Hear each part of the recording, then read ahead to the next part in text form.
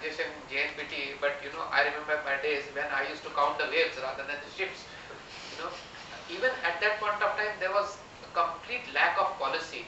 Within Mumbai port and JN port.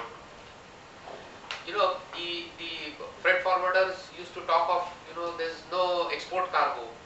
The shipping lines used to say there is no connectivity. The CHAs used to say there is no canteen nahi hai, toilet nahi hai. These kind of things were talked of at that point of time. Today what I feel is that unless and until we were talking of creating international transshipment ports, I think that has been given up now, because we realize that no mainline ships are going to come. So I think unless and until the government states that okay, certain ports will look after certain cargo, then perhaps I think people will be able to develop a business plan. Today I read in Economic Times of automobile ports. We have to look into such areas. Unless we develop dedicated ports, automatically business plan can come in, and then the private equity investors can really think of such a plan. We have with us Mr. Sarkar from SBI Caps, and he has worked very extensively, probably one of the banker who has maximum exposure to the development of greenfield facilities as well as with the terminals that are there. I would just like to ask you, Sarkar, that could you tell us the regulatory side of when you looking in the funds and you're interacting with the lenders also. How do they look at these concerns of lax regulatory regime in the state level minor ports versus major ports, and how do you view it? Some of these questions must have come in the past. If you look at the major port side, more or less the concession agreement is today a standardized version. Right.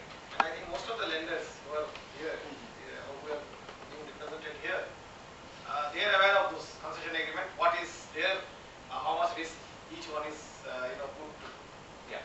But the problem what happens when you go for the state level concession agreements, like the extreme examples are there. Like in some cases you find like in the Dighi port, some concession agreement is there, and it's he's trying to get some investors and trying to develop, but it's difficult. Whereas if you look at the other way, the Gangavaram, he has got whatever he wanted over there. So there I think the negotiations between the private developer as also the state level agencies are more actually ultimately culminate into a concession agreement. So it is not standard. And in that case what happens is, suppose I am a banker, I am going with an excellent concession agreement, and then there is another concession agreement, so we try to compare those two. So from states to states it differs.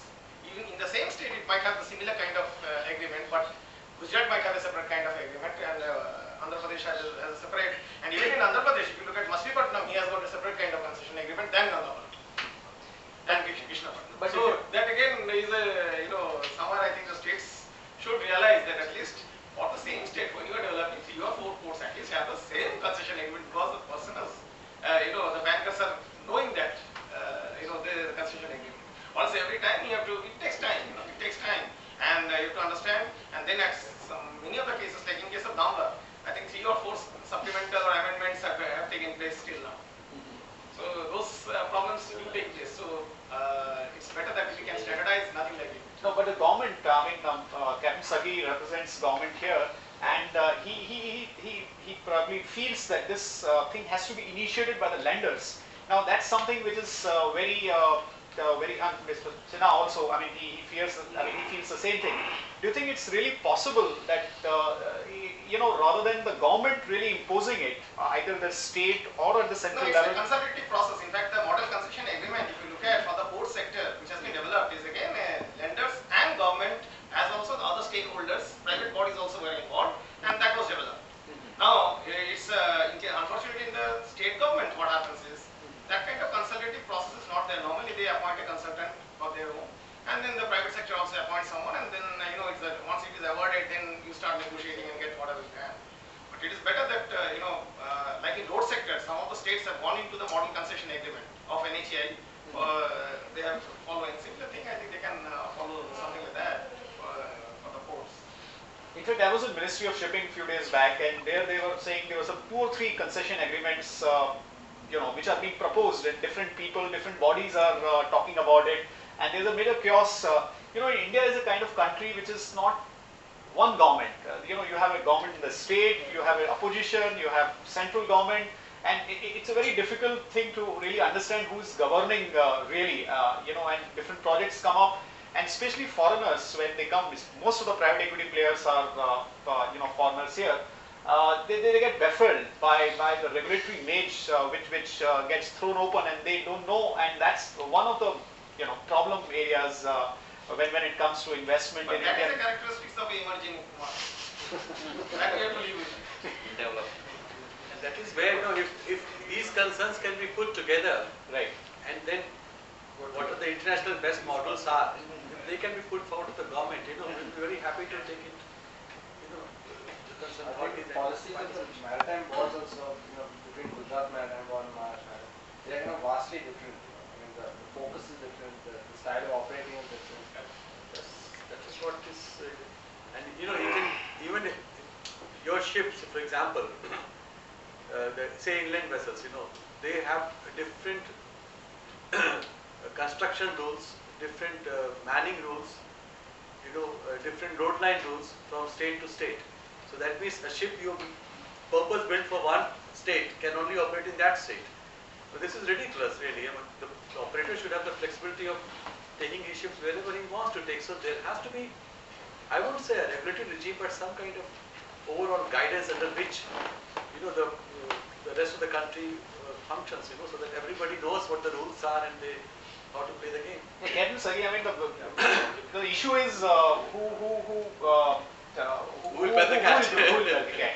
That's the thing. Who is going to take the initiative? And because each one of us, we are into a certain certain niche, and we were not willing to come out, and that impedes investment in the sector, and that has happened in so many sectors in India. Ship repair is, for example, is one sector which really didn't take off because there was not much clarity on the.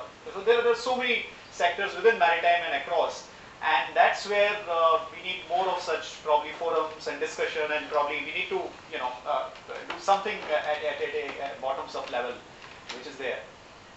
So that sounds very interesting. Maybe any of the private equity guys could share your concerns, some experience worldwide, emerging markets. You may have had some experience there.